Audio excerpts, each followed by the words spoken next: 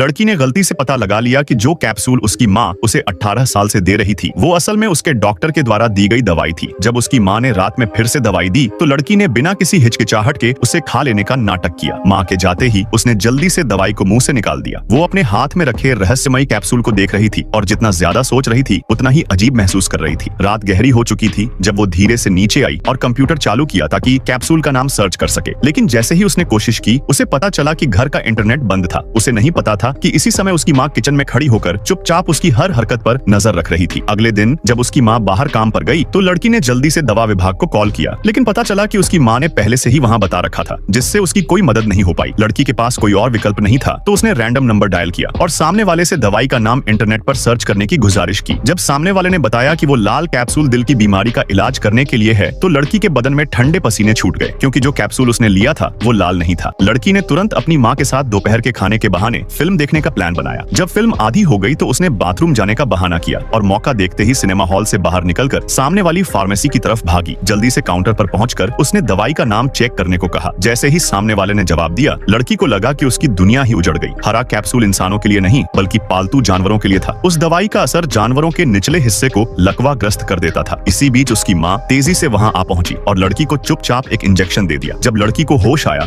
तो उसने टेबल पर खाना रखा देखा। वो तुरंत दरवाजा खोलने दौड़ी, लेकिन पाया कि दरवाजा बाहर से बंद था। जल्दी से चाबी उठाई और ताला खोलने की कोशिश की, लेकिन कुछ नहीं हुआ। उसे समझ आया कि दरवाजा बाहर से फंसा हुआ है। फिर उसने खिड़की खोली और बाहर झांका। उसने पहले खाना खाया ताकि थोड़ी ऊर्जा मिले, फिर मुंह में पानी भरा और अपने औजार लेकर खिड़की से बाहर निकल गई। धीरे धीरे रेंगते हुए वो अपनी माँ के कमरे तक पहुंची। पहले उसने सोल्डरिंग आयरन से कांच में छेद किया, फिर मुंह से पानी छिड़का जिससे कांच तुरंत टूट गया। लेकिन जैसे ही वो कमरे में घुसी अचानक उसका अस्थमा भड़क उठा।